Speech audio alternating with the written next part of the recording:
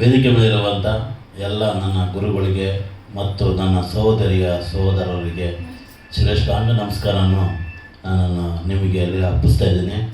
But ನಾನು ಭಾಷಣಗಾರನಲ್ಲ.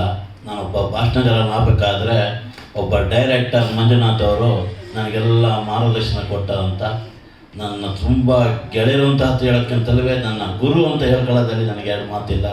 ಇವತ್ತು ನಾನು ಮೈಕ್ ಹಿಡಿದ್ರೆ ಶೇಕ್ ಬರೋ ಅಂಥ ಒಂದು ಸ್ಟೇಜಲ್ಲಿದ್ದಾಗ, ಇಲ್ಲ ನಿಮ್ಮಲ್ಲಿ ಒಂದು ಪ್ರತಿಭೆ ಇದೆ, ನಿಮ್ಮಲ್ಲಿ ಒಂದು ಕಲೆ ಇದೆ, ಅದನ್ನು ಯಾರು ನಿಮ್ಮನ್ನು ಗುರುತಿಸಿಲ್ಲ, ನಾನು ಗುರುತಿಸ್ತೀನಿ, ಬಸವ ಟಿ ವಿನಲ್ಲಿ ನೀವು ಬನ್ನಿ ಭಾಗವಹಿಸಿ ಅಂತ ಕೇಳಿದಾಗ ಇವತ್ತು 7 ಎಪಿಸೋಡು ಬಸವ ಟಿ ವಿನಲ್ಲಿ ಎಪಿಸೋಡ್ ನಂದು ಮುಕ್ತಾಯಗೊಂಡು ಅದು ಪ್ರಸಾರ ಕೂಡ ಆಯಿತು.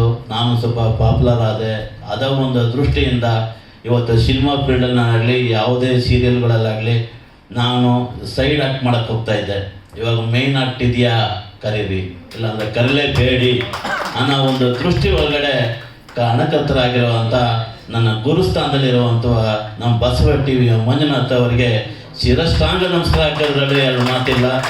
ಬಟ್ ನನ್ನ ಗುರುಗಳಾಗಿರುವಂಥ ಆಟೋ ರಾಮಣ್ಣ ಅಂತೇಳಿ, ನೀವೆಲ್ಲ ಕೊರಕೆ ಸಾಂಗಲಲ್ಲಿ ಅಲ್ಲಿ ಇಲ್ಲೆಲ್ಲ ಸ್ವಲ್ಪ ಅವರು ಡ್ಯಾನ್ಸ್ಗಳು ಅದು ಇದು ಮಾಡ್ತಾ ಇರ್ತಾರೆ. ಅವರು ನನಗೆ ಪ್ರಥಮ ಗುರು. ಆ್ಯಕ್ಚುಲಿ ನನಗೆ ಇವತ್ತು 101ನೇ ಚಿತ್ರನೂ ಆಟೋ ರಾಮಣ್ಣ ಅಂತೇಳಿ ಹೊಡೀರಿ, ಯೂಟ್ಯೂಬಲ್ಲಿ ಒಂದು ಸಿನಿಮಾ ಬರುತ್ತೆ, ಫುಲ್ ಕಾಮಿಡಿ. ನನ್ನ ಆ ರೇಂಜಿಗೆ ತಗೊಂಬಂದಂಥ ಗುರುಗಳು ಆಟೋ ರಾಮಣ್ಣ ಅವರು. ಎರಡನೇದಾಗಿ ಹೇಳಬೇಕು ಅಂತಂದರೆ ಬಸವ ಟಿ ವಿಯ ಮಂಜುನಾಥ್ ಅವರೇ. ಮೂರನೇವರು ಇದ್ದಾರೆ ಚಿರಂಜೀವಿ ನಾಯ್ಕ್ ಪಿ ಅಂತ.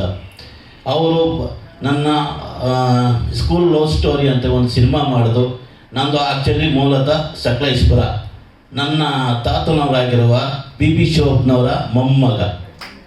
1200 ಎಕರೆ ಜಮೀನ್ದಾರರಲ್ಲಿ ಅವರ ಜ್ಯೇಷ್ಠ ಪುತ್ರನಾಗಿ ನಾನು ಜನಿಸಿ ಹಲವಾರು ಸಂಘ ಸಂಸ್ಥೆಗಳದ್ದು ಬೇರೆ ಭಾರಿ ಆಸಕ್ತಿ ಹುಡ್ಕೊಂಡು, ನಂದು ಚಿಕ್ಕ ವಯಸ್ಸಿಂದಲೇ ನನಗೆ ಕಲೆ ಬಗ್ಗೆ ಭಾರಿ ಆಸಕ್ತಿ ಇತ್ತು. ನನ್ನ ತಂದೆ ಕೂಡ ರಂಗಭೂಮಿ ಕಲಾವಿದಾಗಿದ್ದರು. ನಾನು ಕೂಡ ರವೀಂದ್ರ ಕಲಾಕ್ಷೇತ್ರದಲ್ಲಿ ರಂಗಭೂಮಿ ಕಲಾವಿದಿಗೆ ಪಾದಾರ್ಪಣೆ ಮಾಡಿ ಇವತ್ತು ಚಲನಚಿತ್ರಕ್ಕೆ ಮತ್ತು ಕಿರು ಚಿತ್ರಕ್ಕೆ ನಾನು ಪಾದಾರ್ಪಣೆ ಮಾಡಿ 9 ಸೀರಿಯಲ್ನು ಇವತ್ತು ನಾನು ಕಾಣಿಸ್ಕೊಂಡಿದ್ದೇನೆ, ಹಾಗೂ 160 ಸಿನಿಮಾ ಕಾಣಿಸ್ಕೊಂಡಿದ್ದೇನೆ. ಕೊರೋನಾ ಟೈಮ್ನಲ್ಲಿ ಸಮಾಜ ಸೇವೆ ಮಾಡಿದ್ದಾರೆ ಅಂತ ಗುರುತಿಸಿ ಉಪ್ಪಾರಪೇಟೆ ಪೊಲೀಸ್ ಸ್ಟೇಷನ್ ಅವರು ನನಗೊಂದು ಆಫರ್ ಕೊಟ್ಟರು. ಏನಪ್ಪ ನೀನು ಇಷ್ಟೆಲ್ಲ ಕೆಲಸ ಮಾಡ್ತೀಯಲ್ಲ, ನಿನಗೆ ಬರುತ್ತಂಥ ಸಂಬಳ ಎಷ್ಟಿರ್ಬೋದು ಅಂತ ಕೇಳಿದ್ರು. ನನಗೆ 18-20 ಸಾವಿರ ರೂಪಾಯಿ ಬರುತ್ತೆ ಸರ್. ನನಗೆ ESI ಇದೆ ಸರ್. ESIನಲ್ಲಿ ನನ್ನ ಹೆಂಡತಿ ಸ್ವಲ್ಪ ತುಂಬ ಕ್ರಿಟಿಕಲ್ ಆಗಿದ್ದಾಳೆ. ಅದು ಹೇಳಲು ನೋವು ಬರುತ್ತೆ, ತುಂಬ ಕಷ್ಟದಲ್ಲಿದ್ದೀನಿ. ಆದರೂ ಕೂಡ ಸಮಾಜ ಸೇವೆಯನ್ನು ಮಾಡ್ಕೊಂಡು ಬಂದಿದ್ದೀನಿ. ಆದರೂ ಕೂಡ ನನಗೆ ESI ನೋಡ್ಕೊಳ್ಳೋದ್ರಿಂದ ನನಗೇನು ಸಮಸ್ಯೆ ಇರಲಿಲ್ಲ. ಲಕ್ಷಾಂತರ ರೂಪಾಯಿ ನನ್ನ ಟ್ರೀಟ್ಮೆಂಟು ನನ್ನ ಹೆಂಡತಿಗೆ ಆಗ್ತಾಯಿದೆ. ಆರೋಗ್ಯ ಭಾಗ್ಯ ಎಲ್ಲ ನಿಮ್ಮಂಥರ ಆಶೀರ್ವಾದದಿಂದ ನಡೀತಾ ಇದೆ. ಆಮೇಲೆ ನಾಯಿಗಳಿಗೂ ಎಲ್ಲ ಸಾಯ್ತಾಯಿತ್ತು ಕೊರೋನಾ ಟೈಮ್ನಲ್ಲಿ. 300 ನಾಯಿಗಳಿಗೆ ಇವತ್ತು ನಾನು ಹಾಲು ಮೊಟ್ಟೆ ಎಲ್ಲ ಸಪ್ಲೈ ಮಾಡ್ತಾಯಿದ್ದೆ. ಎಲ್ಲರೂ ಹಾಕೋದು ನೋಡಿಬಿಟ್ಟು ನಾನು ಯೂಟ್ಯೂಬ್ ಚಾನಲಲ್ಲಿ ಯಾರೋ ಹರಿದು ಬಿಟ್ಬಿಟ್ರು. ಅದನ್ನು ನೋಡಿಬಿಟ್ಟು ಉಪ್ಪಾರಪೇಟೆ ಸ್ಟೇಷನವರು, ಇಲ್ಲ ಇಂಥವ್ರಿಗೆ ನೀವು ಪ್ರೋತ್ಸಾಹ ಮಾಡಬೇಕು, ಡಾಕ್ಟರೇಟ್ ಪದವಿ ಅಂತ ಕೊಡೋಕ್ಕೆ ಬಂದರೆ ಇಂಥವ್ರನ್ನ ಹುಡುಕಿ ಕೊಡಿ, ಸಮಾಜ ಮೇನಕ ಕಾರ್ಯಗಳನ್ನು ಇವ್ರು ಮಾಡ್ತಾರೆ, ಮುಂದೆ ನಡ್ಸ್ಕೊಂಡು ಹೋಗ್ತಾರೆ ಇವರು, ಇಂಥವ್ರನ್ನ ಇಂಪೋಸ್ ಮಾಡಿ ಅಂತೇಳಿ ಕೊಟ್ಟರು. ನನಗೆ 2 ದಿವಸದಲ್ಲಿ ಡಾಕ್ಟರೇಟ್ ಪದವಿ ಸಿಕ್ಕಬೇಕಾದ್ರೆ ನಿಜವಾಗ್ಲೂ ನನಗೆ ಒಂಥರ ಆಶ್ಚರ್ಯ ಆಯಿತು. ಹಾಗೆ ನನ್ನ ಸ್ನೇಹಿತರಿಗೆಲ್ಲ ಹೇಳಿದೆ, ನಾಳೆ ನೀನೀಗ ಏನು ತಮಾಷೆ ಮಾಡ್ತಾಯಿದ್ದೀಯಾ, ಎಜುಕೇಷನಲ್ಲಿ 0% ನಂದು. ನಾನು ಚಿಕ್ಕ ವಯಸ್ಸಿಂದ ಹೈಯರ್ ಎಜುಕೇಷನ್ ಕೊಟ್ಟರು ನಮ್ಮ ತಂದೆ ತಾಯಿಗಳು. ಅವ್ರು ಏನೇ ಇದ್ರದಲ್ಲಿ ನಾವು ತುಂಬ ಲಖಪತಿಯವರ ಮಟ್ಟದಲ್ಲೇ ಹುಟ್ಟಿದ್ದು ನಾನು. ಬಟ್ ಆದರೂ ಕೂಡ ನನ್ನ ಎಜುಕೇಷನ್ ಯಾಕೋ ತಲೆಗೆ ಹತ್ತಲಿಲ್ಲ. ಬರೀ ಕಲೆ ಮೇಲೆ ಇದ್ರ ಮೇಲೆ ಹೋಗ್ಬಿಟ್ಟೆ, ಅದೇ ವೃತ್ತಿದ ಮೇಲೆ ಬಂದೆ. ನೆಕ್ಸ್ಟು ನನಗೆ ಇನ್ನೊಂದು ಆಗಬೇಕು ಅನ್ನೋಕ್ಕಿದ್ರೆ ನಂದು ಅಟ್ಲೀಸ್ಟು ನಂದು ಪ್ರತಿಮೆ ದೇಶದಲ್ಲಿ ಮಾಡಿಲ್ಲ ಅಂದರೆ ನಂದೊಂದು ಸತ್ತಾಗ ಒಂದು ಕ್ಯಾಲೆಂಡರ್ ಬಿಡಲಿ ನಾವು ಒಂದು ಆಸೆಗೆ ಈ ಸೇವೆ ಮಾಡ್ಕೊಂಡು ಬರ್ತಾಯಿದ್ದೀನಿ. ಒಂದು ಮನುಷ್ಯ ಆಗಿ ಹುಟ್ಟಿದ ಮೇಲೆ ಏನೋ ಒಂದು ಸಾಧನೆ ಮಾಡಬೇಕು ಅನ್ನೋ ಒಂದು ಆಸೆ ಇಟ್ಕೊಂಡು ಈ ಕಲೆಯದು ದುಡ್ಡೀಕರಣ ಮಾಡ್ಕೊಂಡು ಬರ್ತಾಯಿದ್ದೀನಿ. ಈಗ ನಾನು ಒಂದು ಸಿನಿಮಾದಲ್ಲಿ ಸ್ಕೂಲ್ ಲವ್ ಸ್ಟೋರಿ ಅನ್ನೋ ಸಿನಿಮಾದಲ್ಲಿ ಮೇನ್ ಪಾತ್ರದಲ್ಲಿ ನಾನು ಮತ್ತು ಹೀರೋ ಮತ್ತು ವಿಲನ್ನು ಆ 2 ಪಾತ್ರದಲ್ಲಿ ನಾನು ಕಾಣಿಸ್ಕೊಂಡು ಅದು ಹೀರೋ ರೇಂಜಲ್ಲಿ ನನಗೆ ತೋರಿಸಿರೋಂಥ ಚಿರಂಜೀವಿ ನಾಯಕ್ ಅಂತ ಹೇಳಿ ನನ್ನ ಜಮೀನಲ್ಲೇ ಮಾಡಿದ್ರು. ಆಗ ಅದು ಸಕ್ಸಸ್ಫುಲ್ ಆಯಿತು. ಒಂದು 20 ದಿವಸ ಓಡ್ತು. ಸಿನಿಮಾನು ಕೂಡ ಬಿಡುಗಡೆ ಆಗಿದೆ. ಇನ್ನು ಬೆಂಗಳೂರಿಗೆ ಬಿಡಬೇಕು ಅಂತಿದ್ದೀನಿ. ಆ ಬೆಂಗಳೂರಿಗೆ ಬಿಟ್ಟಾಗ ನೀವು ತಾವುಗಳೆಲ್ಲ ಸಹಕಾರ ಕೊಡಬೇಕು ನನಗೆ.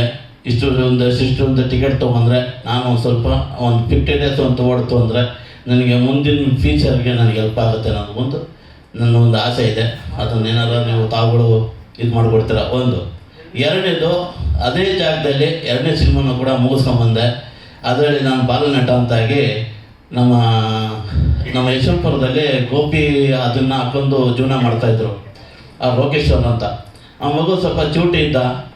ಏನಾದ್ರು ಮಾಡಿ ನನ್ನ ಮಗನ ಸ್ವಲ್ಪ ತೋರಿಸ್ಕೊಡಿ ಹಾಗೆ ಹೀಗೆ ಅಂತ ಹೇಳಿದಾಗ ಸಿನಿಮಾದಲ್ಲಿ ಅವಕಾಶ ಎಲ್ಲೂ ಸಿಗ್ತಾ ಇಲ್ಲ ಅವನಿಗೆ, ಆಸೆ ಇದೆ ಅವನಿಗೆ ಅಂತ ಹೇಳಿದಾಗ ನನಗೆ ತುಂಬ ಮನ ನೊಂದು ಆ ಹುಡುಗನ್ನ ಒಂದು ಮುತುವರ್ಜಿಯಿಂದ ಯಾವ ಪೇರೆಂಟ್ಸ್ ಬಂದಿಲ್ಲ. 80 ಜನ ಕರ್ಕೊಂಡು ಹೋಗಿದ್ದಿ. ನನ್ನದೇ ರೆಸಾರ್ಟ್ ಇದೆ, ಅಂದರೆ ನನ್ನ ಅಕ್ಕನ ರೆಸಾರ್ಟ್ನಲ್ಲಿ ಒಂದು ದಿವಸಕ್ಕೆ 35,000 ರೂಪಾಯಿ ಆಗುತ್ತೆ ಬಾಡಿಗೆ. ಒಂದು ತಿಂಗಳು ನಾನು ಇಟ್ಕೊಂಡು 80 ಜನರಿಗೆ ಆ್ಯಕ್ಟಿಂಗ್ ಮಾಡಿಸಿ ಮಕ್ಕಳ ಪ್ರೇರಣೆ ಕೊಟ್ಟು ಎಲ್ಲ ಹೊಸ ಮುಖದರು, ಯಾವುದೇ ಥರದ ಹಳೆಯದವರಿಗೆ ನಾವು ಅವಕಾಶ ಕೊಡೋದಿಲ್ಲ. ಹೊಸಬರು ಯಾರು ಇದ್ದರೆ, ನೀವು ಆಸಕ್ತಿ ಇದ್ದರೆ, ನನ್ನ ಬಗ್ಗೆ ನಂಬಿಕೆ ಇತ್ತು ಅಂದರೆ ಬರ್ಬೋದು. ನನ್ನ ಕೈಲಾದಷ್ಟು ಸಹಾಯ ನಾನು ಮಾಡ್ತೀನಿ. ಯಾವುದೇ ಥರದ್ದು ನಾನು ಅನ್ಯಾಯ ಮಾಡಿಲ್ಲ, ಯಾರಿಗೂ ನಾನು ಮಾಡೋದು ಇಲ್ಲ. ಮುಂದೆ ನನ್ನ ಅಂಥ ಅಪ್ಪ ಅಮ್ಮಗೆ ನಾನು ಹುಟ್ಟಿಲ್ಲ. ನನ್ನ ಅಪ್ಪ ಅಮ್ಮ ತುಂಬ ಹೆಸರಾಗಿ ಅರಳಿದ್ದಾರೆ. ಅವರೆಲ್ಲ ಹಾಫ್ ಆಫ್ ಲೈಫಿಗೆ ಹೋಗಿದ್ರು ತುಂಬ ಹೆಸರು ತೊಗೊಂಡಿದ್ದಾರೆ. ಅಂಥವ್ರ ಮಗ ಅಂತಂದರೆ ಸಾಕು. ನಮ್ಮ ಊರಿನಲ್ಲಿ ಅಷ್ಟು ಹೆಸರು ಐತೆ ನನಗೆ. ಸಕಲೇಶ್ಪುರ ಗ್ರಾಮದಲ್ಲಿ ಯಾವುದೇ ಗ್ರಾಮದಲ್ಲಿ